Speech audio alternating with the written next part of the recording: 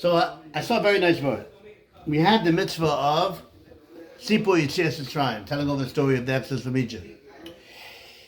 The Gemara tells us that if you have children, the children ask the questions. And then, you give the answers, right?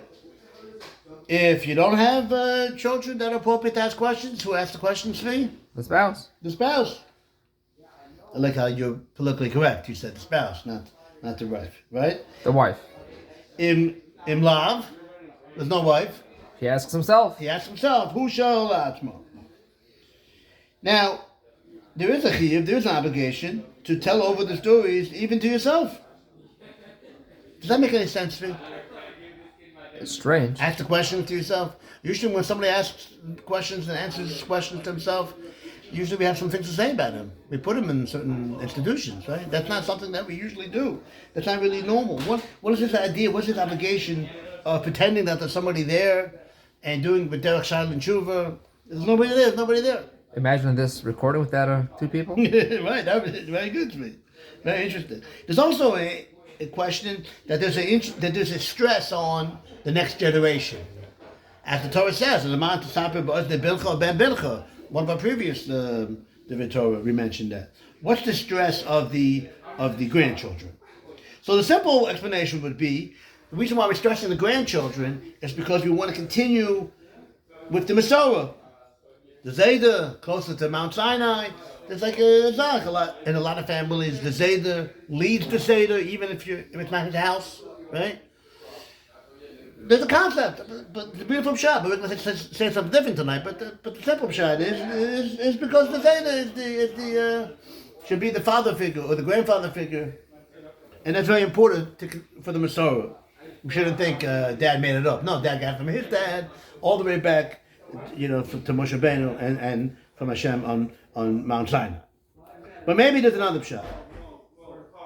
When you have to say over the story, especially to the next generation and to the next generation, you have to make sure that you have it clear, or as they would say, clear. You have to be, you have to know what you're talking about. When you were in a position to give the Torahs, to be a Rebbe, or even in your own house, when you have to give over material, no matter what it is, if you're in a teaching mode, teaching position, you're going to make sure that you know the information clear. So especially with younger children who don't know as much, you have to make sure that you know it, because it's very hard to explain something to people who don't have any knowledge about it. So maybe that's the explanation why there's a stress on the grandchildren, because it's teaching you this idea that when you are in a position where you have to say it over, you get the information clear. So maybe the whole idea of b'derech shayla and tshuva is also this idea. It's making sure that you know the information clear and to tell over the story of Yitzias Mitzrayim properly. I just want to end with an idea is based on the pasuk. If you look at the pasuk says something very strange. It says that you have the mitzvah of Yitzias Mitzrayim, of Sipur Yitzias Mitzrayim, and then it says a whole thing, and then you should tell over about how I made a mockery of Mitzrayim, Hashem says, and all the different miracles that I performed over there. And then what happens then, Tzvi? If I was writing the Torah, I would say, V'yodu Keni Hashem, and then they will know Keni Hashem.